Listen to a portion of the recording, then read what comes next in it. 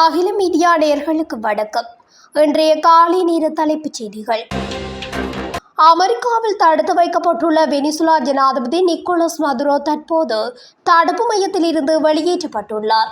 நியூயார்க்கின் புரூக்ளினில் உள்ள பெருநகர தடுப்பு மையத்தில் இருந்து வெளியேற்றப்பட்டு நிக்கோலஸ் மதுரோவை ஏற்றிச் செல்லும் வாகன பேரணி பயணத்தை ஆரம்பித்துள்ளதாக சர்வதேச ஊடகங்கள் செய்தி வெளியிட்டுள்ளன.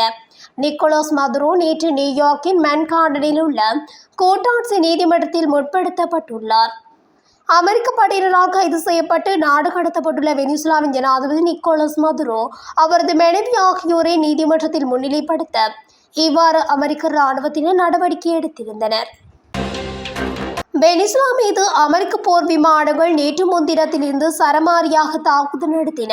போதைப்பொருள் குற்றச்சாட்டுகளின் பேரில் அதிபராக இருந்த நிக்கோலஸ் மதுரோவை அமெரிக்க படைகள் கைது செய்து அமெரிக்காவுக்கு அழைத்து சென்ற நீதிமன்றத்தில் ஆஜர்படுத்தின. இந்நிலையில் ட்ரம்புக்கு மிகவும் நெருக்கமான ஸ்டீவர் மில்லர் என்பவரின் மனைவி காதி மில்லர் சமூக ஊடகத்தில் கிரீன்லாந்து வரைபடத்தை அமெரிக்க கொடியுடன் வெளியிட்டு அடுத்த விரைவில் என கூறியிருந்தார். இது தொடர்பாக டென்மார்க் பிரதமர் ஹேத்தே ஃப்ரெட்ரிக்சன் வெளியிட்ட அறிக்கையில் கூறியுள்ளதாவது: அமெரிக்காவிடம் நேரடியாக சொல்லிக் கொள்கின்றேன், கிரீன்லாந்துடன் இணைந்து டென்மார்க் நேட்டோவில் உறுப்பு நாடாக உள்ளது. அந்த அமைப்பின் பாதுகாப்பு உத்தரவாதத்தை பெற்றுள்ளது. கிரீன்லாந்து தொடர்பாக அமெரிக்காவுடன் ஒப்பந்தம் போட்டுள்ளோம். கிரீன்லாந்தை எடுத்துக்கொள்வோம் என மிரட்டுவதை அமெரிக்க ஜனாதிபதி ட்ரம்ப் நிறுத்த வேண்டும். எனவே வரலாறு ரீதியாக நெருங்கிய நட்பு நாடான ஒரு நாட்டிற்கும் தங்களை விலை பேச முடியாது என்று மிக தெளிவாக கூறியுள்ள மற்றொரு நாட்டிற்கும் அதன் மக்களுக்கும் எதிரான அச்சுறுத்தல்களை நிறுத்துமாறு அமெரிக்காவை நான் வலியுறுத்துகின்றேன் என்று டென்மார்க்கின் பகுதிகளை இணைத்துக் கொள்ளும் உரிமை அமெரிக்காவுக்கு கிடையாது. இவ்வாறு அதில் தெரிவிக்கப்பட்டுள்ளது. வெனிசுலாவின் இடைக்கால ஜனாதிபதியாக பொறுப்பேற்றுள்ள டெல்சி ரொட்ரிக்ஸ் முன்னாள் ஜனாதிபதி நிக்கோலஸ் மதுரோவை மீட்பதற்கு சிறப்பு ஆணைக்குழு ஒன்றையும் அமைத்துள்ளார். இந்த ஆணைக்குழுவில் வெனிசுலா தேசிய சட்டசபை தலைவரான ஜோர்ஜ் ரொட்ரிக்ஸ், வெளியுறவு அமைச்சர் ஜுவான்கில் இணைத்தலைவர்களாக நியமிக்கப்பட்டுள்ளனர். மேலும் தகவல் தொழில்நுட்ப அமைச்சர் பிரேடி நானென்ஸ் இந்த ஆணைக்குழுவின் ஒரு உறுப்பினராக தெரிவு செய்யப்பட்டுள்ளார். இந்த சிறப்பு ஆணைக்குழுவானது சர்வதேச அளவில் அமெரிக்காவின் நடவடிக்கைகளுக்கு எதிராக செயற்பட்டு மதுரோவின் விடுதலைக்கு ஆதரவாக மக்களிடம் பிரச்சாரத்தை முன்னெடுக்கும். மேலும் தற்போது நீடிக்கும் அரசியல் பதற்றங்களுக்கு மத்தியில் மதுரோவின் விடுதலையை வலியுறுத்தும் வகையில் செயற்படும் எனவும் தெரிவிக்கப்பட்டுள்ளது. உக்ரைன் ரஷ்யா இடையே 1411வது நாளாக போர் நீடித்து வருகின்ற நிலையில் ரஷ்ய அதிபர் புதினின் அதிகாரப்பூர்வ வீடு மீது உக்ரைன் கடந்த 29ஆம் தேதி ட்ரோன் மூலம் தாக்குதல் நடத்தியது. 91 ட்ரோன்கள் மூலம் நடத்தப்பட்ட இந்த தாக்குதல் ரஷ்ய வான் பாதுகாப்பு அமைப்பால் முறியடிக்கப்பட்டன. புடின் வீட்டை குறிவைத்து நடத்தப்பட்ட இந்த தாக்குதல் பெரும் பரபரப்பை ஏற்படுத்தியுள்ளது. இந்த தாக்குதலை தொடர்ந்து உக்ரைன் ரஷ்யா போரை முடிவுக்கு கொண்டு வருவதில் பின்னடைவு ஏற்பட்டுள்ளது.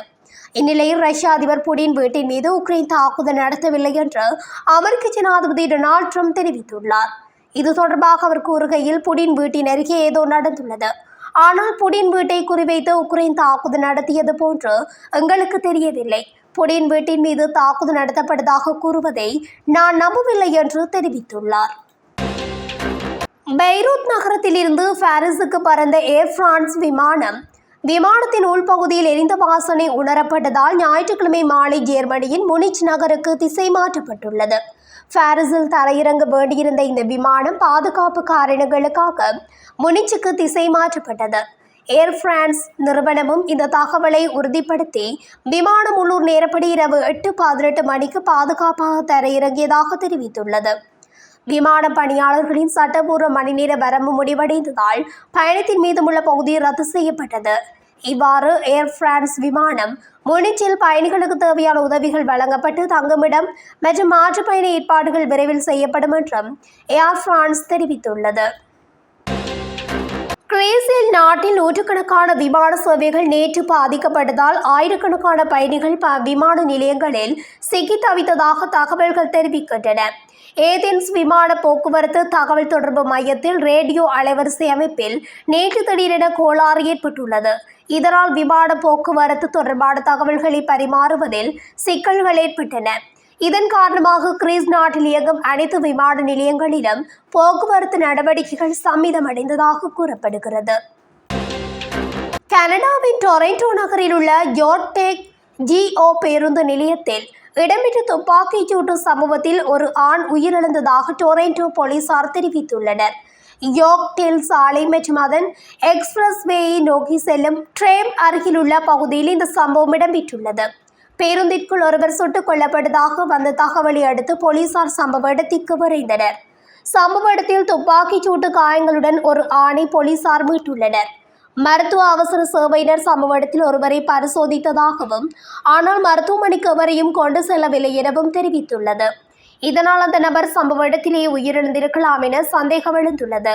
இதேவேளை இந்த தாக்குதல் சம்பவத்துடன் தொடர்புடைய சந்தேக நபர் குறித்த விவரங்களை வெளியிட்டுள்ளனர். சந்தேக நபர் சுமார் 20 வயதுகளின் இறுதியில் இருக்கும் ஆண் என்றும் பழுப்பு நிற தோல் கொண்டவர் என்றும் சுமார் 5 அடி 8 அங்குல உயரம் கொண்டவர் என்றும் கூறப்பட்டுள்ளது. உலகிலேயே வெனிசுலாவில் தான் மிக அதிக எண்ணெய் வளம் உள்ளது என்று நம்பப்படுகிறது. அந்நாட்டில் 30,000 கோடி பீப்பாய்க்கு எண்ணெய் வளம் உள்ளதாக கூறப்படுகிறது. எனினும் துல்லியமாக எவ்வளவு எண்ணெய் வளம் உள்ளது என்பது உறுதிப்படுத்தப்படவில்லை. அதேவேளையில் உலகில் பெட்ரோல் டீசல் பிரித்தெடுக்கப்படும் மொத்த கச்சா எண்ணெய் வளத்தில் 17% வெனிசுலாவில் உள்ளதாக மதிப்பீடுகளில் கணிக்கப்பட்டுள்ளது. எனினும் தன்னிடமுள்ள மொத்த எண்ணெய் வளத்தில் சிறு பகுதியை தான் வெனிசுலா தோண்டி எடுத்துள்ளது.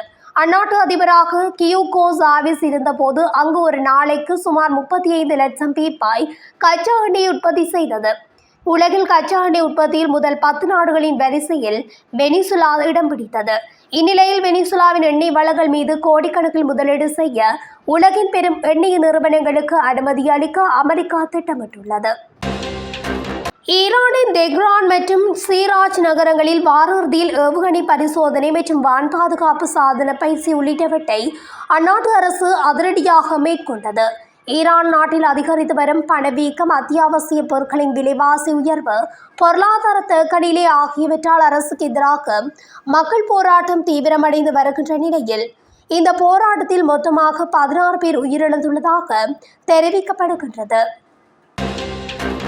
ஈரானின் வடக்கே உள்ள மசந்தரன் மாகாணத்தின் அமோலில் உள்ள பிரபல ஈரானிய பால் தொழிற்சாலை கல்லேயில் திங்கட்கிழமை பெரும் தீ விபத்து ஏற்பட்டதாக கூறப்படுகிறது. இதனால் ஈரானில் பரபரப்பான நிலை ஏற்பட்டதாகவும் தெரிவிக்கப்படுகிறது. ஈரானிய அதிகாரிகள் சியோனிச ஆட்சியின் உளவு சேவையின் துணை அதிகாரியை கைது செய்தனர். அவர் தெஹ்ரானில் கலவரக்காரர்களிடையே ரகசியமாக செயல்பட்ட போது அடையாளம் காணப்பட்டு தடுத்து வைக்கப்பட்டார் என்று தெரிவிக்கப்படுகிறது. ஞாயிற்றுக்கிழமை செய்தி இதனை வெளியிட்டுள்ளது.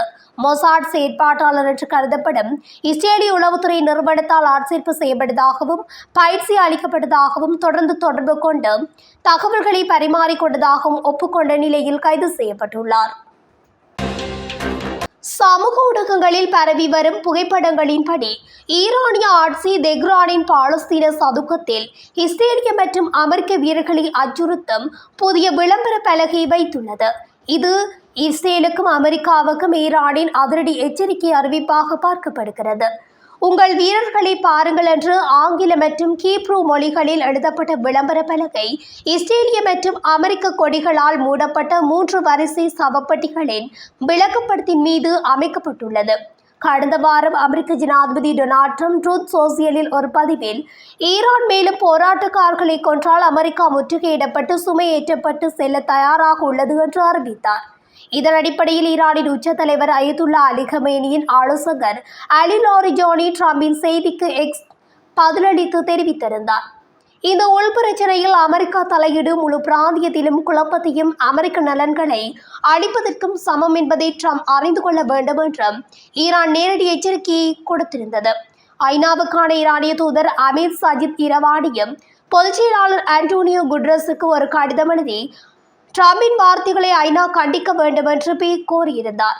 ட்ரம்பின் அச்சுறுத்தல்கள் பொறுப்பற்றவை, தலையீடு செய்பவர்கள் மற்றும் அச்சுறுத்தல்களை தூண்டும் என்றும் இரவானி மேலும் கூறினார். இது ஐநா சாசனம் மற்றும் சர்வதேச சட்டத்தின் கொள்கைகளை கடுமையாக மீறுவதாகும் என்றும் கூறினார்.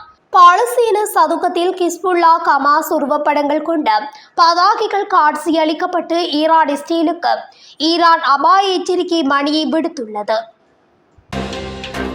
ஈரானின் தெஹ்ரான் மற்றும் சிராஜ் நகரங்களில் வாரவிறுதியில் ஏவுகணை பரிசோதனை மற்றும் வான் பாதுகாப்பு சாதன பயிற்சி உள்ளிட்டவற்றை அந்நாட்டு அரசு அதிரடியாக மேற்கொண்டது.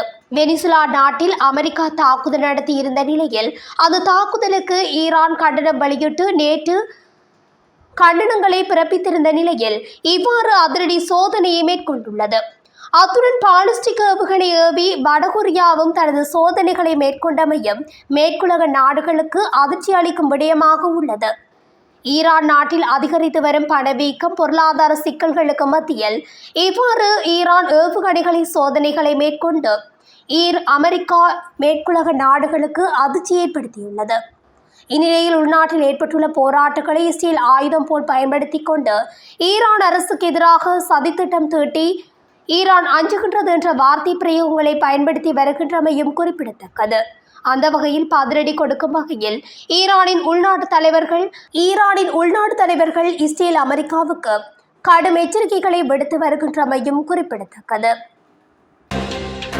இத்துடன் அகில மீடியாவின் இன்றைய காலை நேர தலைப்புச் செய்திகள் நிறைவடைகின்றன. தொடர்ச்சியாக செய்திகளை அறிந்து கொள்ள அகில மீடியா ஊடகத்துடன் இணைந்திருங்கள். நன்றி, வணக்கம்.